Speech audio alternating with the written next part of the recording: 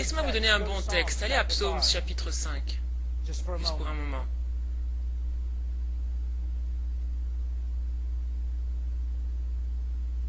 Psaume chapitre 5, verset 5. Les insensés ne subsistent pas devant tes yeux. Tu hais tous ceux qui commettent l'iniquité. Maintenant, vous connaissez cette merveilleuse citation qui dit « Dieu n'aime pas le péché, mais il aime le pécheur ». Eh bien, regardez ce texte. Est-ce que c'est ce qu'il enseigne? Ce n'est pas ce qu'il enseigne. Je suis désolé. Je sais que ça sonne bien comme phrase et que c'est tendance sur des t-shirts chrétiens, mais ce n'est pas ce que la Bible enseigne. Ce passage ne dit pas que la haine de Dieu est manifestée envers les mauvaises œuvres. Il est dit ici qu'elle se manifeste contre ceux qui les pratiquent. Mais ne vous y méprenez pas, la haine de Dieu n'est pas comme la nôtre. Ce n'est pas une haine où tout est centré sur soi, sur l'ego, ce n'est pas une haine égoïste. C'est la réaction d'un Dieu saint contre des hommes qui sont mauvais. À qui est-ce que je fais allusion? À tout homme né fils d'Adam. Vous devez comprendre. Mais qu'est-ce que la colère de Dieu selon vous? Quelque chose d'impersonnel qui sort de l'arrière du trône de Dieu? Non, c'est Dieu.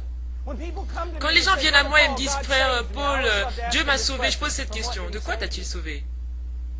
Eh bien, il m'a sauvé de mes péchés. Non. Il t'a sauvé de lui. Vous connaissez tous ces passages, prépare-toi à rencontrer ton Dieu. Dieu est saint, il ne peut contempler le mal, ses yeux sont trop purs, que la colère de Dieu est révélée contre toute injustice. Si vous et vos péchés vous trouvez devant un Dieu saint, il n'y a qu'une seule réponse, la colère. Mais l'amour de Dieu est tellement grand qu'il est capable de se démontrer, de se montrer à un objet de sa colère. C'est comme si d'une main Dieu retenait sa justice contre ce monde et de l'autre il disait aux hommes « Venez !» Mais un jour ces deux mains vont se joindre. Vous le savez, n'est-ce pas? Laissez-moi vous donner un exemple. Le paradis est ce qu'il est parce que Dieu y est, c'est tout à fait vrai.